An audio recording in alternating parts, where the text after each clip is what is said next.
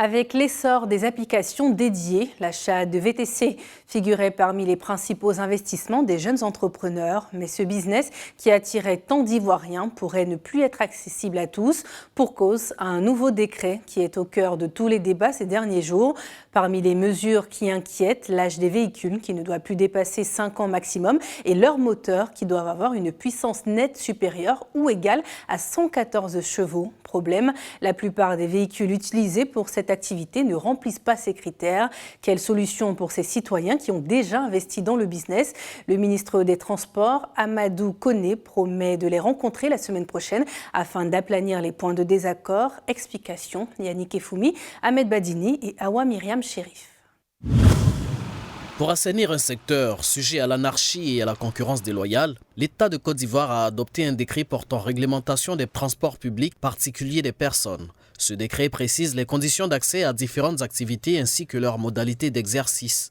Alors que les VTC exerçaient sans aucune forme de modalité administrative, les plateformes seront désormais tenues de s'assurer que le conducteur détient un permis de conduire, une carte de transport, une vignette, une visite technique, une autorisation de transport, une assurance et un certificat d'aptitude à la conduite routière. Quant à la plateforme numérique de réservation, elle ne peut offrir ses services sans avoir l'agrément du ministère des Transports et s'être acquittée de 20 millions de francs CFA. Et en plus, 25% du capital devra appartenir à des Ivoiriens.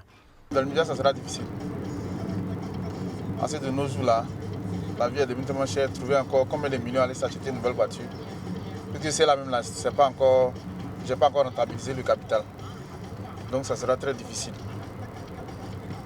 Donc je ne sais pas si ce côté-là, si l'État aussi peut voir, essayer de voir pour aider des jeunes qui peuvent s'investir dedans, ça serait bon. Dans le décret, il est dit que nous devons avoir le nom de l'entreprise sur la carte grise de la voiture, ce qui est carrément incohérent parce que nous sommes ce qu'on appelle les VTC, c'est-à-dire l'ubérisation. Ça veut simplement dire que nous n'avons pas le droit d'avoir des voitures. Nous devons simplement faire la mise en relation pour permettre aux gens qui ont des voitures de venir s'inscrire sur notre plateforme et rentabiliser rapidement leur investissement qui sont des voitures qu'ils ont pris à crédit.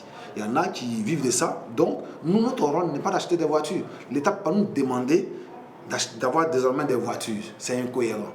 L'un des points du nouveau décret qui fâche les professionnels du secteur concerne les caractéristiques des véhicules exerçant dans ce secteur d'activité qui doivent avoir un nombre de places compris entre 4 ou 9 personnes, y compris celle du chauffeur. Le véhicule doit être âgé au moment de son utilisation pour réaliser l'activité de VTC de 5 ans maximum à compter de sa première mise en circulation. Il doit être facile d'accès en ayant au moins 4 portières, dont une du côté où s'effectue la prise en charge des clients.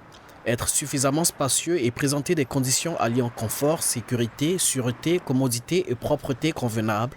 Avoir un moteur d'une puissance nette supérieure ou égale à 80 kW ou 114 chevaux.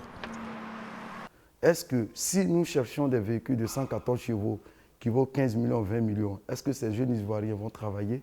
Et du coup, on dit qu'il faudrait que ces véhicules-là ne circulent pas. Mais pourtant, ça circule dans l'autre secteur d'activité qui est le transport des chauffeurs de taxi, des taxis-compteurs.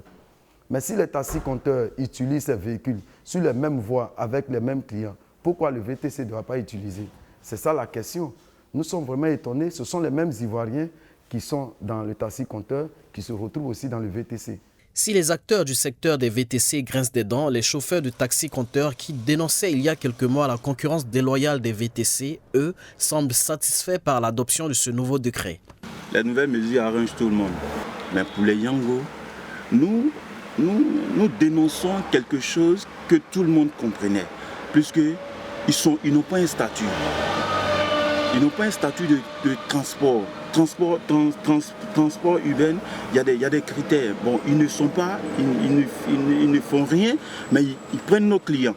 Puisque nous payons des taxes, ils ne payent pas les taxes. Quelqu'un peut prendre sa voiture de chez lui à la maison, donner à un chauffeur, il paye un téléphone Android et puis il fait le transport. Afin de rassurer toutes les parties, le ministre des Transports a adressé un communiqué mercredi à tous les acteurs du secteur précisant que les VTC ne disparaîtront pas car ils constituent non seulement une source d'emploi mais également un pas de plus vers la modernisation du transport routier des personnes.